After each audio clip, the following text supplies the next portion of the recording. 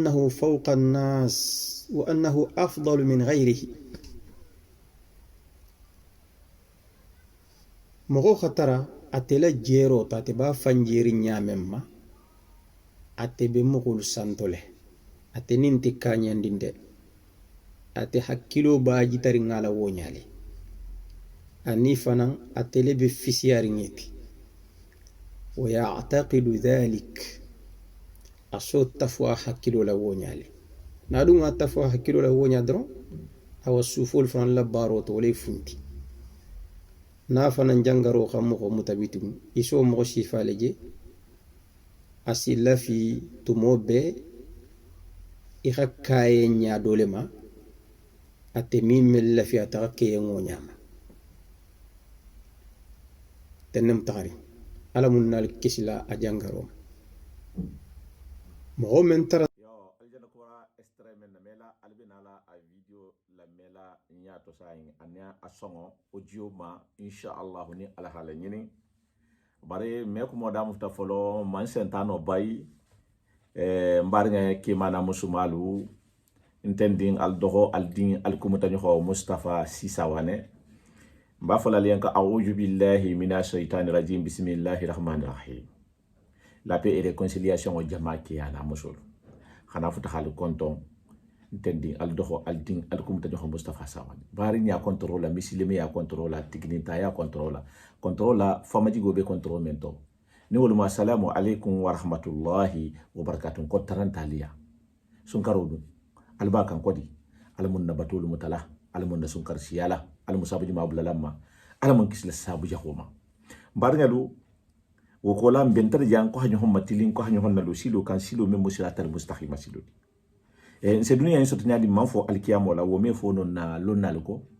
ne alhaji go dole be ni honna bi ni wol mu ustaj Cheikh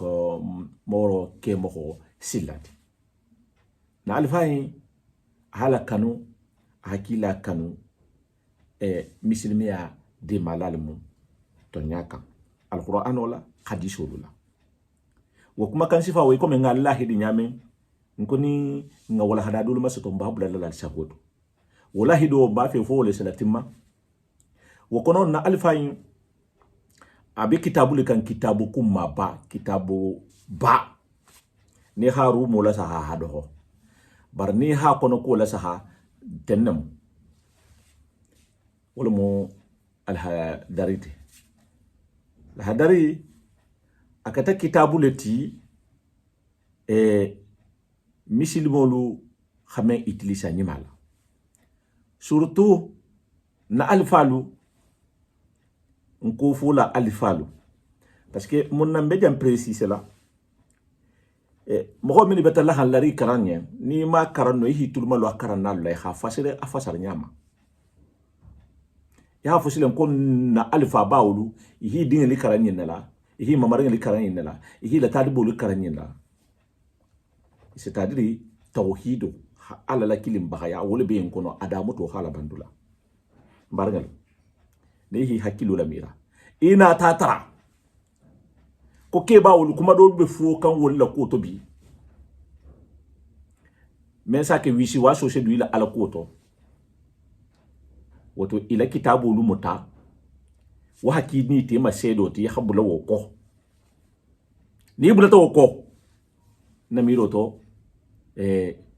inte filila e comme alfa wol man fili nyamenna ba nyaabe kushia man labi sa dem be be alfa yin la alfa wol dun tana la kitabo yin hi dinga li karala hi mamana ngi karala e xanay fan soso wala haken se wala hada sifa yin bulala ala ko ala halame la hadari mbena la continue la bar nyana parti do le swasi bi ala ko ngo bulala sa goto folo ala ko ma fa le mon ni hamagi ke hako hoke ala hanene folo mbena la même bebe bulala sa goto mbena la tambila habula adi sagoto insha Allah ni alhalani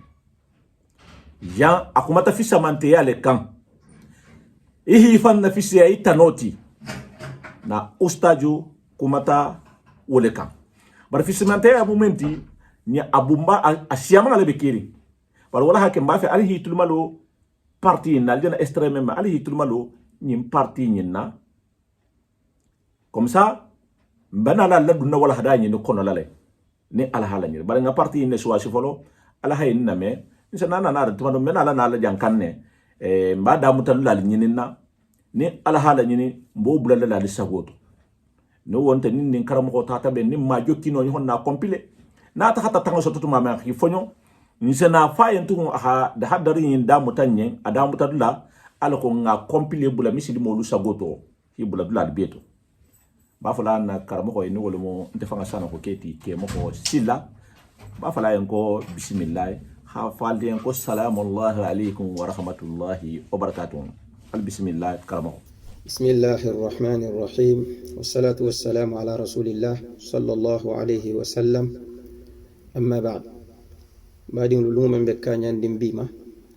نوم بي أرغم سوتي نصارى الله سان كرناني جانا أتلفولو بدوما لكتاب الأخضر لبانجيلتي رحمه الله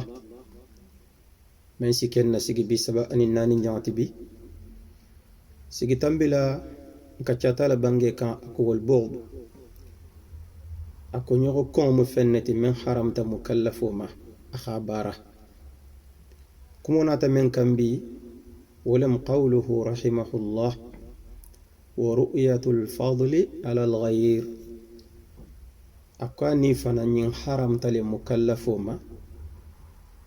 خيلف في سمنتي يايتا إتانولا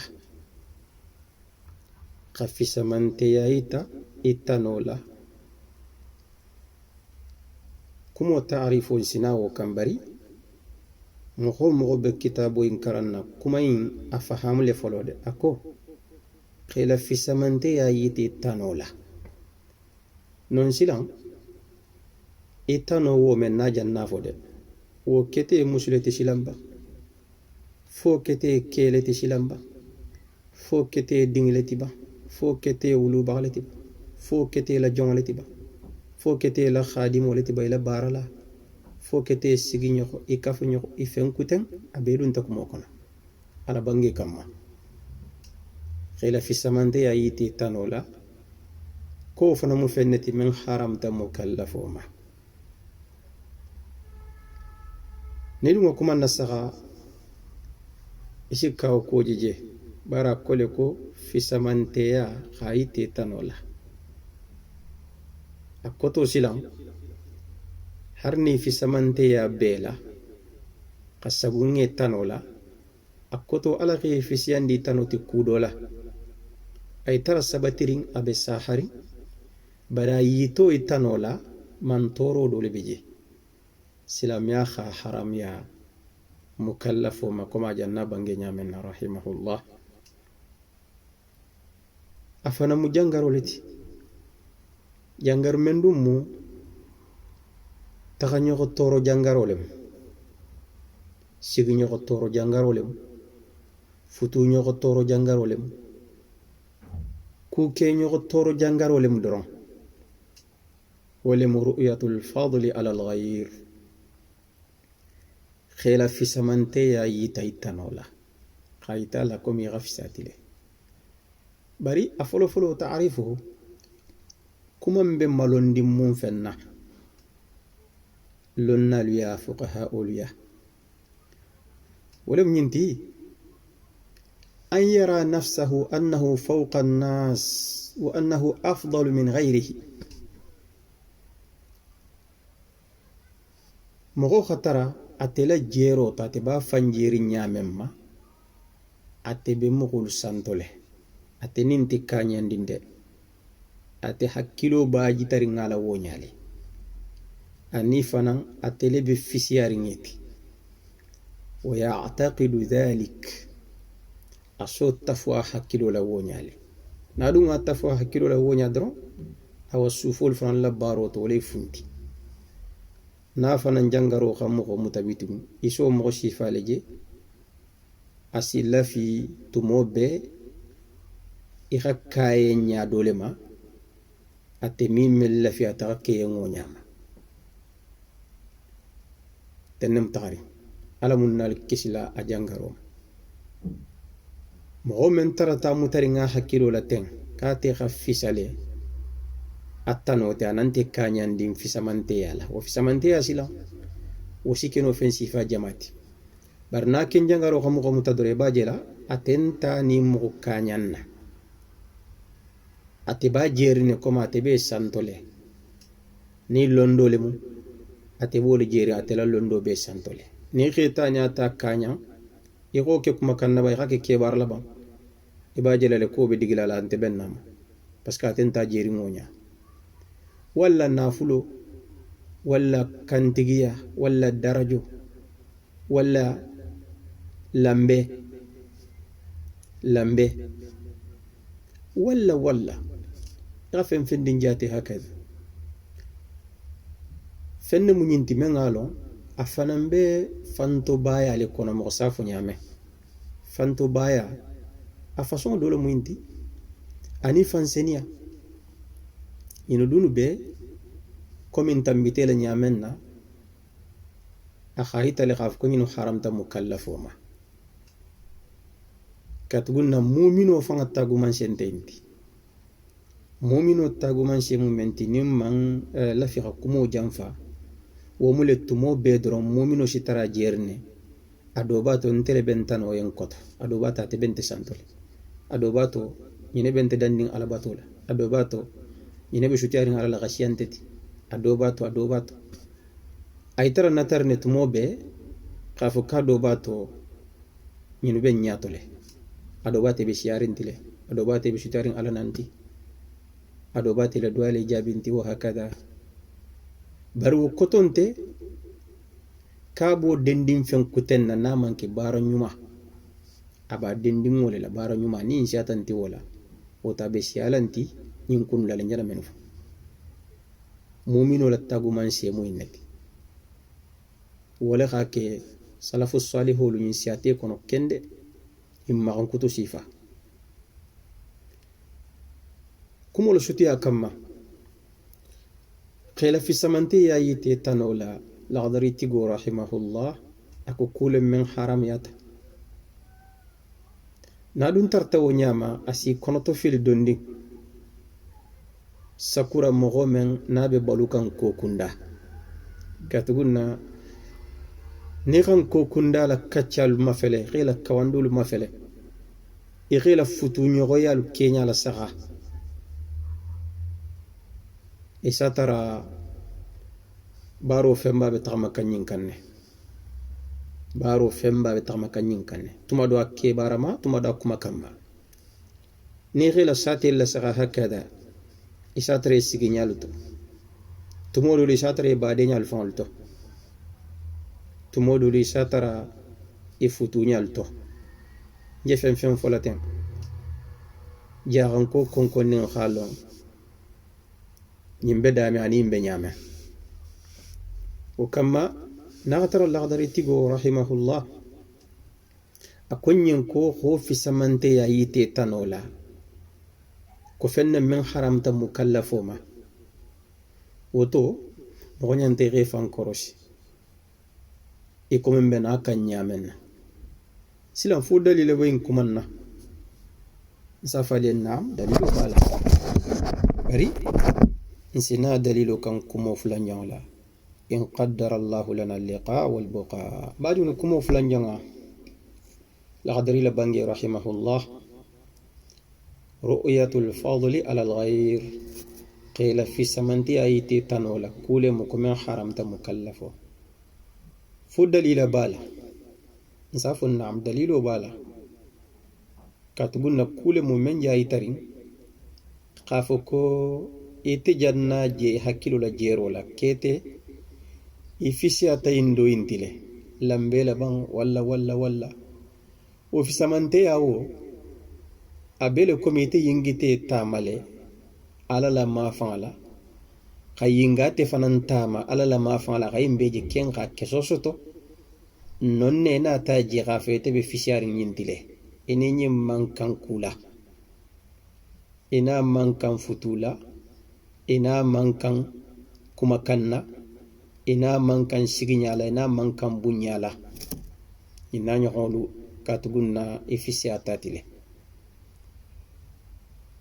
feshi dul kamme fan ko harin sinto samato gafshati la hawla wala quwwata illa billah janni nga si dalila makuman kono la ni khala saha komin benala a jara nya kan nya menna katugu jangar kurumbale mati de sigi ñoxo toro jangarolem kacca ñoxo toro jangarolem katugu hari kacca ñoxo ni xayi tala kuma kono ki xa fisatile isa niyo toro kende awa duniya maralalu fananno menu je kerin duniya mara mansol fo xa taxa taxari menu be jamanol kunna menu xañin kuin kesosta ñama isa tara siyaman bay xa interdit jamano fan kan xa yita xa fo nga fisetide katugunna poisson memu na man toro bota jama kono abanta wo jama mi dedano jama wo jama ni nga kun ko to taje ka fisamante ayita nyola jama mi dedano bari mba fe ko ra menna kuman kono ya ninga la dalilo do ita wole mu nto ko adama dingo fanga bala atela fisamante ya fan kasabo jeri ne bang ala bulu ete la fisamante ya ala bulu akasabo est-ce que ba jerne jang al jawabu la hani hadama dingo ite be jigiri ngela kebaru nyumar le ni alate bari ete fanga la fisamante ya kasabo ala bulu imalo ibe karli ngela bato immenkan ibe bato menna misal to ni keta ala batulalti bara bebe kerne do beje abe fisamantia do jeri nga fanna ala batu fa kanto tide ati fana mbo jeri nya kutanam do fa beje o ba jeri wulu nyale la do beje o ba jeri kuloro le la do beje o ba jeri nafulo le la do ba jeri londo la do ba jeri nyatun kaya la wa hakada lakin ngake bato ti dro misalo ken na khatarna ite khela bato la saha khela fisamantia abula karinya ite lo bato fanga est-ce que la tala banko ala khamu tale non fanga be madibot na khatara ala fanga khamu tale folo imalo donc ni te ma lon fanga na tara ala khela bato fanga mutale ni dumbe fisamante ala bato lela bari ni fisamante abe sotola ala bato lela jongol be nyoko danna wolela nyoko danga wo o be kerni bara la taro kerin ani ayite tano fana kilo nunta de bari sayin nga danjang ite jongo abdullah ala jong na khatar na ite la bato fanga be makum pole to na khatar ala fanga khamuta walla mamute manjelo aha ite dum bele fisamante ya kasabolo no kono nyaadi sakure be ndoyum fananta lon na kala sagunyina bari ma fanani ala telo kila sallallahu alaihi wasallam ala waqto kono la khamisalu la tariyadron ani sahabul be namurin ke do tambita ke kalko inna ko to nyaadi ay kay alla kila nyina ko abe sabatirin membe sabatirin bulu inna ko kono dron na kuma tala ko ilame na ga mo men dingu nyini isa diam wa hakada kila gede sallallahu alaihi wasallam do ko tennata akal ko inna ko to di ay ko nyina ko ken hanna kuma tala ko mo fa mi lame na ga mo men fa dingu nyini mi adiam kila sallallahu alaihi wasallam men ngalo la yantiqu anil hawa men mi kuma ni diala atele musadiqul masduq tunyanti ako banko fa nyindo nyoxola wala khafisa banko fa ti nyindo nyoxola la hawla wala quwwata illa billah ba fi gamen fo sahabul la ila jigo nyin hadama dim fulain la jarani haqiqo be nyamen ala ma fanna ijannatala ni wo soto sahabul la fama baluna intel tadum be kala nyaadi mo si fan hakilo jakka bono me dalilu men sina khayn kuma semente ya wala muqawluhu ta'ala fala tuzakku anfusakum huwa a'lamu biman ittaqa akalu kanna lu fansenia atelebe londim mo wala membe silani alanya ndumbe nyoko danna alanya silan la me fisale nyoko ti alanya silan la inna akramakum indallahi atqakum alu mo ba alaya alanya silan nale mo ge man fisa mo finti mo fi man fisa mo geti woto ayolu siyatale menu natoti ibe malondim fana amanjari ngafun ko be kumo la jam fala kan asagita hadisul sunna la ma fadra kila sallallahu alaihi wasallam ala hadisul fanansiyata men ko yita khafo ko fisamante ya nyum fanga ntelu sa mira menuti amitara non mena wala ka suma fanga mandi sakki salon sakki saite tanola ino dawdon te ko kidinte mena kila sallallahu alaihi wasallam fima rawahu imam muslim akoko inna allaha la yanzuru ila ajsamikum wala ila suwarikum walakin yanzur ila qulubikum wa a'malikum ako ala mila sakharikal fatilma nim fate be tenne ñinga bunni ñinga janni ñimbe gerne ñimo arabol ñimo fingret ñimo ineti la al daña fana wonti ñimo kebal ñimo dinningret ñinga sutule ñinga janne la baray mun na saxa alla nganneya alla kebaro ñine be jatiri alablu jandunga men fo hadamari dum mayingi jamma ka ke sosoto ka kasabolo afanga tante dokuten tante hanate ko kabe na fisamante ay to kala afami jumi bang uton kokunda la dari tigola bangi rahimahullah wa ru'yatul fadli ala al-ghayr kunyin haramta mukallafo maqa fisamante ay te tanola kula mu mengalon asahata mo kan refan korosije katugun ngafo nyamen kafu nyoko toro jangarole taga nyoko toro jangarole futu nyoko toro jangarole mu den ñoko toro jangarole amma nin taxata lonnal bela den ngi ma fanna lonnalu kamben tala kan qafa ko mandaga qafu ka mandaga illa bi haqqi shar'i ko fona taxata ke sariyan hakko kanti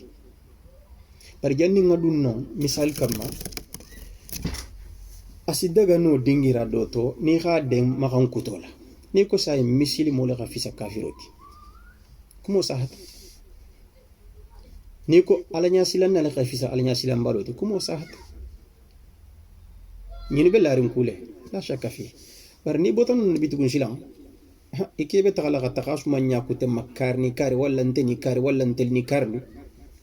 ijanne ke kule kan ngamen fo folo folo lonte bulala lonte bulala njana sahabul tafaliyan donc jongolu khado fi samante ya ibatar la qimante wala alaya jongolu khado fanam fi samante ya baliya bali sa hormanta nyafan hadita horma fan kelala ibatar la jara qimo bola alaya hormo bala darajo bala awani bebe keri barasiya mamba asi fille jongolu made no dun si filal male natul tata kalbo yita la nyola non filon tela la fil kuten kamba asiki jurmala sapeka mbadi ngulu kakumo data ko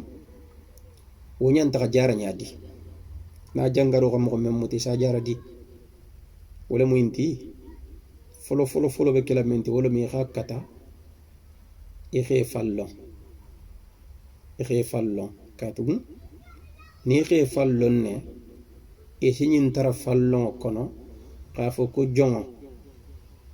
damante be baluri be ala batole la bari ila fisamante ya kasabo ini ala te ibe jigirne bari ma kasabo lo imalo bari ngam fo ila ke baro men ni si jigala parce que tumodulu imagine ni karla le sinarne tumodulu karannalu me sa fe ko kon nay saloni wala nay baroni amuta tafama muta nke en ko subhanallah